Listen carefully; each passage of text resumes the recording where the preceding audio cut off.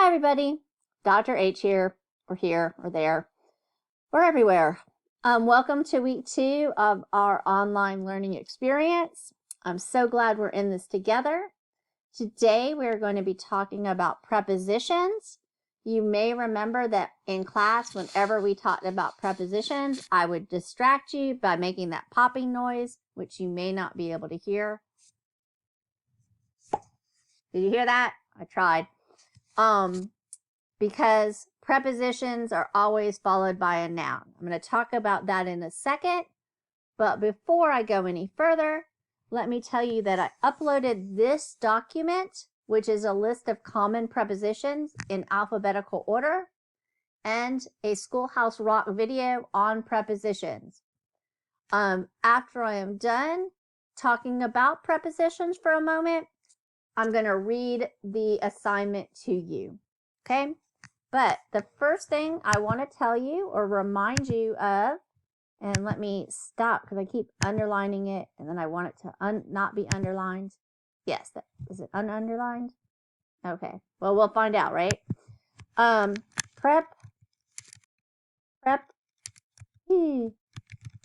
Prepositions are always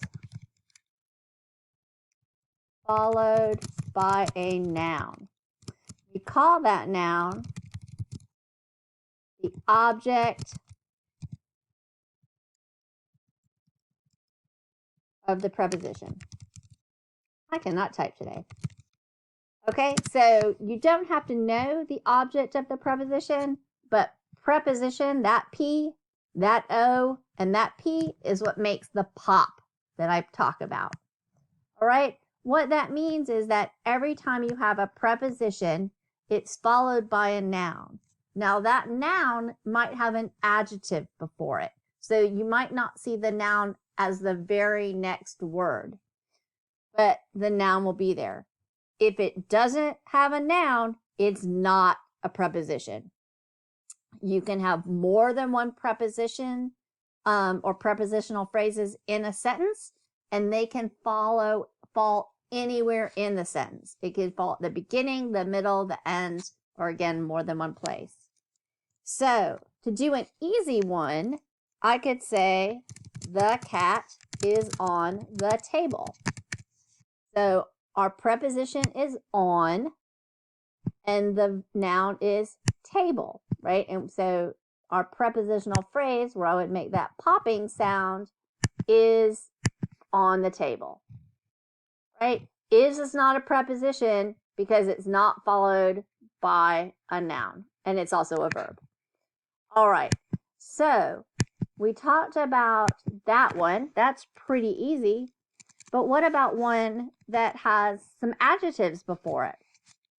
So you guys know that I like to read, so I'm staring at my books, and I could say, my books are on the tall shelf. Okay, so what's my prepositional phrase? Well, hopefully you remember that on is my preposition because we just looked at that. What is it on? What are my books on? They're on a shelf. The tall counts as part of my prepositional phrase. So on the tall shelf is my prepositional phrase. Remember, I will never have a preposition in a sentence without it being part of a prepositional phrase. That's just a prep rule, okay? So let's come up with another sentence. Let me make the underline go away because that drives me crazy. Okay, so I could also say, after lunch, I went shopping. Where's my prepositional phrase? I'm looking for it over here and I don't see it. Oh, wait, after. I can see after is right there in my list of prepositions. So after is my preposition. What's my prepositional phrase?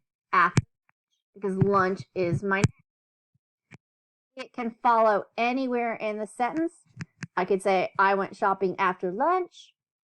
After lunch, I went shopping. We'll do one that is in a compound sentence for you. A compound sentence are two phrases joined by and, but, or fanboy, right? So I could say, my cat is sitting right here next to me. on the couch. So I could say, my cat is on the couch and she is hungry. Just jumped down off the couch because I said that and she wants to. Okay, so where's my prepositional phrase? Well, we've talked about on a lot, so hopefully that clues you in that on is my preposition. And then on the couch is my prepositional phrase. I could also say on the yellow couch. That would be still part of my prepositional phrase. The cat is on the yellow couch is part of my prepositional phrase. She is hungry does not have a prepositional phrase with it. But if I said, and she went to her food bowl, to is a preposition, food bowl, well, her food bowl would be the rest of that prepositional phrase. Okay, so I think you'll have prepositions that really are fairly easy. Let's take a minute and I will read through the questions for you. Notice that we are at about 6.15, 6.20. So if you want to go back and listen to me reread, that's where you would start. All right. All we have today are a couple pages, and a lot of the first page is just showing you the instructions and reminding you what a prepositional phrase and a preposition is. So a preposition is a word that shows how other words in a sentence are related. Words such as about, by, in, of, on, to, and under are prepositions. A prepositional phrase begins with a preposition and ends with a noun or a pronoun. The noun or the pronoun is called the object of the preposition. Remember, on the open ice. That's my prepositional phrase. That's my pop. A preposition tells about the relationship between the object of the preposition and another word in the sentence. Look at these sentences. Emperor penguins swim under the ice. Where do they swim? Under the ice. I recently saw a movie about these amazing penguins. What was the movie? About penguins. In the first sentence, the preposition under tells about the relationship between ice and swim, the verb swim. In the second sentence, the preposition about tells about the relationship between penguins and the noun movie. A prepositional phrase sometimes tells how, when, where, what kind of, or what kind of. In the sentence you just read, the prepositional phrase under the ice tells where the penguins swim. Right? So let's go down here to your practice. Guided practice.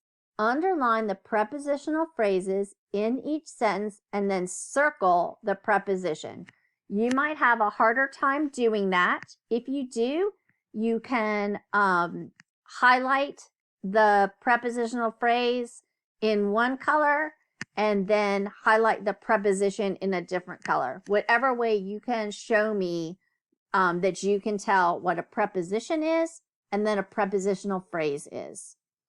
And then it says draw an arrow. Again, you're going to have a hard time drawing arrows. You might not, but just do your best on showing me what you can do using the tools we have with this PDF and Google Chrome. Don't forget to pay attention to where the timing is on the video.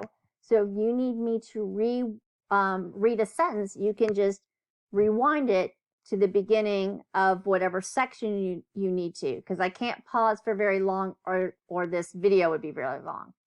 So, number 1, emperor penguins breed in the winter.